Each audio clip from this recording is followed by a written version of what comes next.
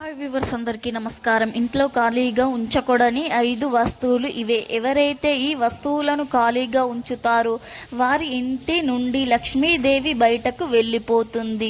ఇక వారి దగ్గర ఉన్న ధనమంతా కరిగిపోతుంది, పేదరికంలోనికి వెళ్ళిపోతారు. కనుక ఎప్పుడు ఈ 5 వస్తువులను ఖాళీగా ఉంచవద్దు. ఈ వస్తువులను ఖాళీగా ఉంచితే ఇంట్లోకి దరిద్ర దేవత వస్తుంది. వాస్తు ప్రకారం చూసుకున్నా కూడా కొన్ని ఖాళీ వస్తువులు నెగిటివ్ ఎనర్జీలు ఆకర్షిస్తాయని శాస్త్రాలు అంటున్నారు. అకస్మాత్తుగా కష్టాలు వస్తే ఒక్కసారి మీ ఇంటిలో వస్తువులను శ్రద్ధగా చెక్ చేయండి. ఎందుకంటే కొన్ని వస్తువులను ఖాళీ ఉంచితే మీరు మీ జీవితంపై ప్రతికూల ప్రభావాలు పడతాయి. కష్టాలు రాకుండా ఉండాలి అంటే, అదృష్టం మిమ్మల్ని వరించాలి అంటే ఇంట్లో 5 వస్తువులను ఎప్పుడూ ఖాళీగా ఉంచవద్దు. మరి ఆ 5 వస్తువులు ఏమిటో ఇప్పుడు మనం ఈ వీడియోలో వివరంగా తెలుసుకుందాం. ఫ్రెండ్స్, ఫస్ట్ అయితే ఈ వీడియోకి ఒక లైక్ కొట్టి మా ఛానల్ని సబ్స్క్రైబ్ చేసుకోవడం మర్చిపోవద్దు. ఖాళీగా ఉంచకూడని మొట్టమొదటి వస్తువు బియ్యం డబ్బా. వాస్తు శాస్త్రం ప్రకారం ధాన్యం నిల్వ చేసే డబ్బాలు అంటే పప్పు డబ్బాలు, బియ్యం డబ్బాలు ఎప్పుడూ ఖాళీగా ఉంచకూడదు.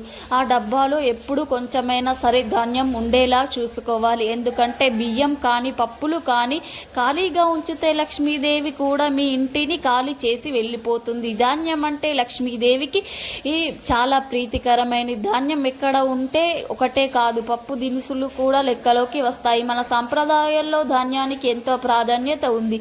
రేపు ధాన్యం అయిపోతుందంటే ఈరోజు సాయంత్రమే ధాన్యాన్ని తెచ్చుకోవాలి. మీరు కూడా ధాన్యం డబ్బాలు ఖాళీ అవ్వకుండా జాగ్రత్త పడండి, లేదంటే లక్ష్మీదేవి మీ ఇంటిని విడిచి వెళ్ళిపోతుంది. మీరు పేదరికం అనుభవిస్తారు. ఇక రెండో వస్తువు ఏమిటి అంటే బాత్రూంలో బకెట్ను కూడా ఎప్పుడు ఖాళీగా ఉంచకూడదు. బాత్రూంలో ఎప్పుడైనా సరే 2కు మించి ఎక్కువ బకెట్లు ఉంచకూడదు. ఆ 2 కూడా ఎప్పుడు నీటితో నిండి ఉండాలి. సగం నీళ్ళైనా ఉంచుకోవాలి. సగం కన్నా తక్కువైనా ఉంచినా పర్వాలేదు, కానీ ఖాళీగా మాత్రం ఉంచవద్దు.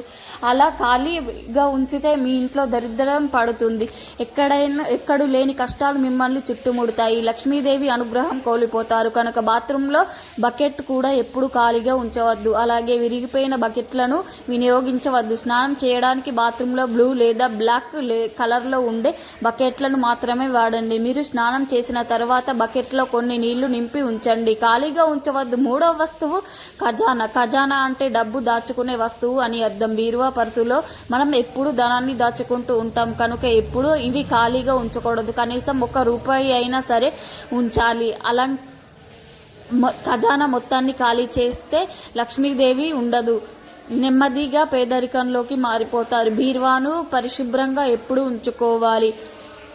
ధనం ఉంచే చోట ఒక గోమతి చక్రాన్ని పెట్టుకోండి. అలా పెట్టుకోవడం వలన మరింత ధనం మీ దగ్గరకు ఆశింపబడుతుంది. ఇక 4వ వస్తువు ఏమిటి అంటే పోపుల డబ్బా. పోపుల డబ్బా ఉంటుంది. లక్ష్మీదేవికి ఎంతో ఇష్టం. పోపుల డబ్బాలో సాధారణంగా జీలకర్ర, ఆవాలు, ఎండుమిరపకాయలు, మెంతులు, మిరియాలు ఇలాంటివి రకరకాల పదార్థాలు వాడతారు. కానీ ఈ పోపుల డబ్బాలో ఎప్పుడు ఖాళీగా ఉండకూడదు, మంచి సువాసనతో ఉండాలి. లక్ష్మీదేవి మీ ఇంట్లో ఉంటుంది. ఎవరైతే ఇంట్లో అయితే పోపుల డబ్బాలో ఎప్పుడు ఖాళీగా ఉంటుందో, పోపులకు వాడే పదార్థాలు ఉంటావో అవి లక్ష్మీదేవి ఉండదు, పేదరికం అనుభవిస్తారు. కనుక పోపుల డబ్బా ఎప్పుడు ఖాళీగా అవ్వకుండా చూసుకోండి. ఇంట్లో ఎప్పుడు ఖాళీ అవ్వకూడని ఇంకో వస్తువు ఏమిటి అంటే ఉప్పు. సహజంగా లక్ష్మీదేవి ఈ ఉప్పు నుంచే పుట్టింది కాబట్టి ఎవరి చేతికి ఉప్పును ఇవ్వద్దు,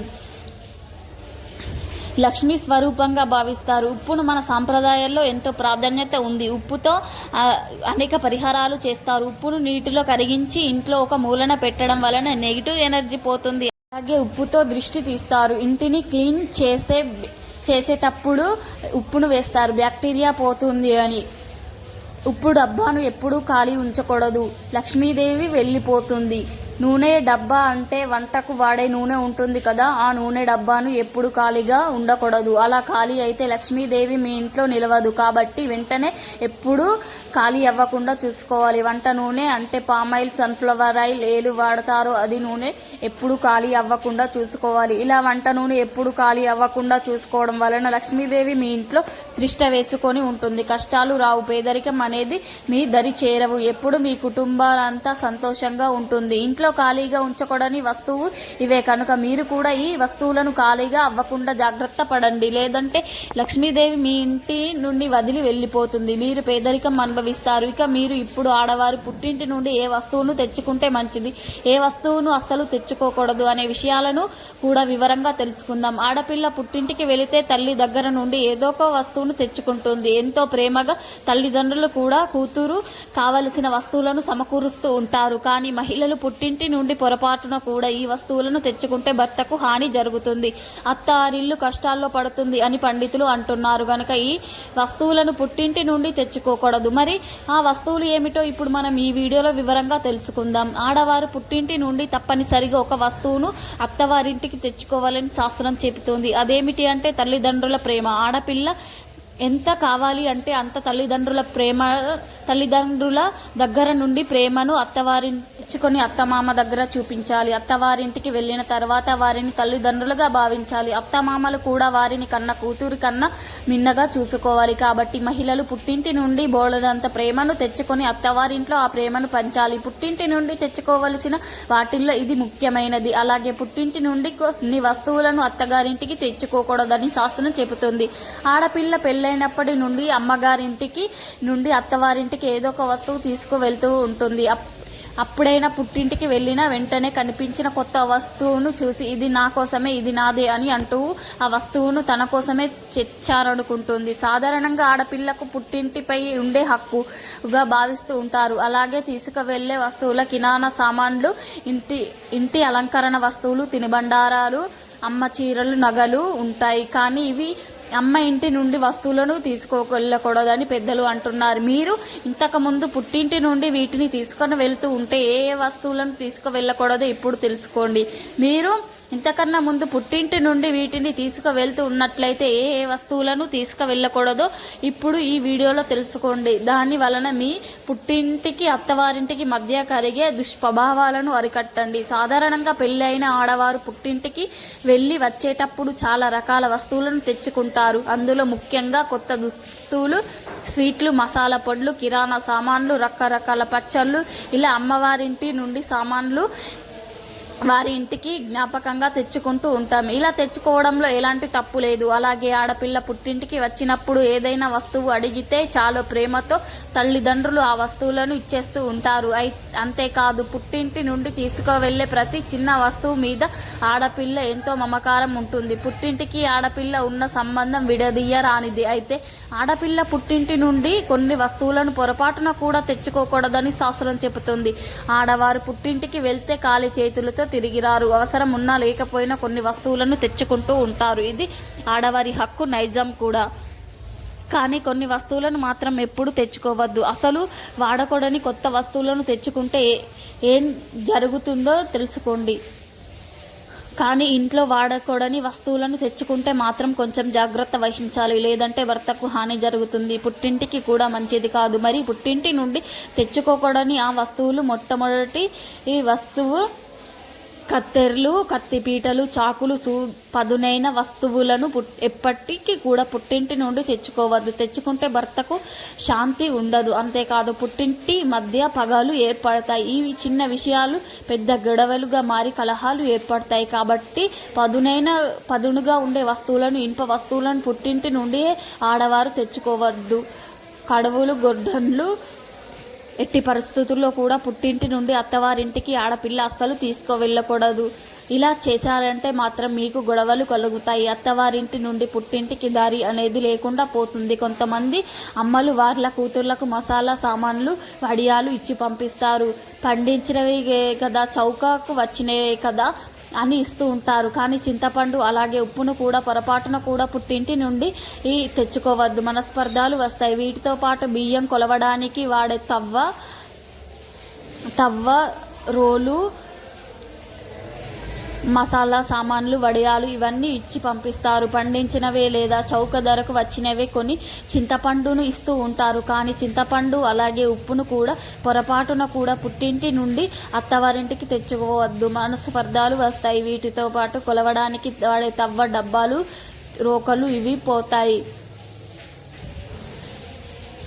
పచ్చిన కొన్ని చింతపండును కానీ ఇస్తూ ఉంటారు. కానీ చింతపండు అలాగే ఉప్పును కూడా పొరపాటున కూడా పుట్టింటికి తెస్తే మనస్పర్ధాలు వస్తాయి. వీటితో పాటు బియ్యం కొలవడానికి వాడే తవ్వ, డబ్బా, చోకర్ లేదా పోతుంది. కొంతమంది అమ్మవారు వాళ్ళ కూతుర్లకు మసాలు వడియాలు ఇచ్చి పంపిస్తారు.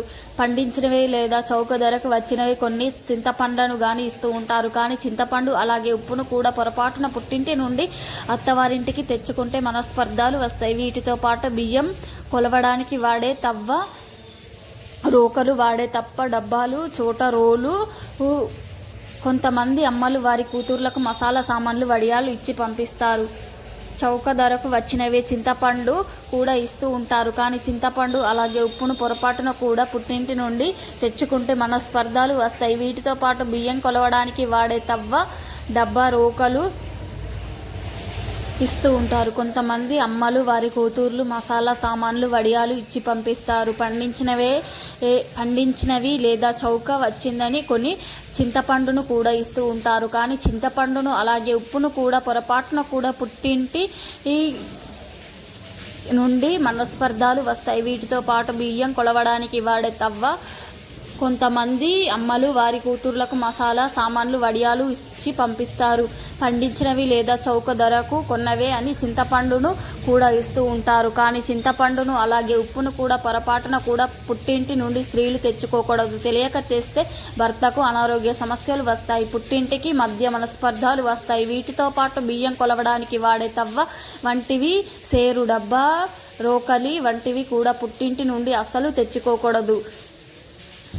తెచ్చుకుంటే భర్తకు చిన్న చిన్న విషయాలకే కోపం వస్తుంది, ఒత్తిడి పెరిగిపోతుంది, పుట్టింటితో గొడవలు వచ్చే ప్రమాదం ఉంది. కొంతమంది పత్తి పండిస్తారు.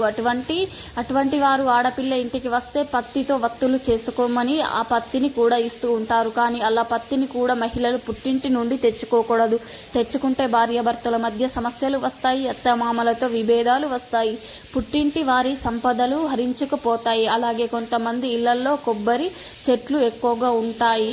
కొబ్బరి ఆకులతో ఈనెలు తీసి చీపుర్లు చేస్తారు. ఇలాంటి చీపుర్లు కూడా పుట్టింటి వారు ఆడవారు ఇస్తూ ఉంటారు. కానీ ఇలా చీపుర్లను పుట్టింటి నుండి ఆడపిల్ల తెచ్చుకోకూడదు. ఎందుకంటే చీపురు అనేది లక్ష్మీదేవి స్వరూపం కాబట్టి ఈ పుట్టింటి నుండి ఆడవారు మెట్టునింటికి చీపురుని తీసుకువెళ్ళకూడదు. ఇలా అమ్మ వాళ్ళ ఇంటి నుండి కూరగాయలు పండించినప్పుడు, మిరపకాయలు పండించినప్పుడు వాటిని కూడా ఇంటి నుండి ఆడపిల్లకు ప్రేమగా ఇచ్చి తీసుకువెళ్ళమని చెప్తూ ఉంటారు. కానీ చేదు వస్తువులను అంటే కాకరకాయ, మెంతి ఇలాంటివి పుట్టింటి నుండి తెచ్చుకోకూడదు. అలాగే మిరపకాయలు, కారము లాంటివి కూడా తెచ్చుకోకూడదు.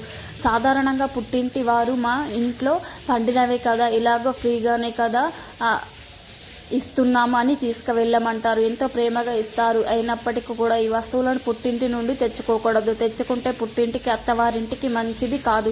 పుట్టింటి చల్లగా ఉంటేనే కదా మనం మెట్టినింట్లో హాయిగా ఉండగలుగుతాం. అందుకని పుట్టింటి నుండి ఇలాంటి వస్తువులను అస్సలు తెచ్చుకోకూడదు. మరి తెలుసుకున్నారు కదా. ఈ నియమాలను పాటించి సంతోషంగా, ఆనందంగా జీవించండి. మా వీడియో నచ్చితే లైక్ చేయండి, షేర్ చేయండి. అలాగే మా ఛానల్ని సబ్స్క్రైబ్ చేసుకోండి. మీ అందరికీ ధన్యవాదములు.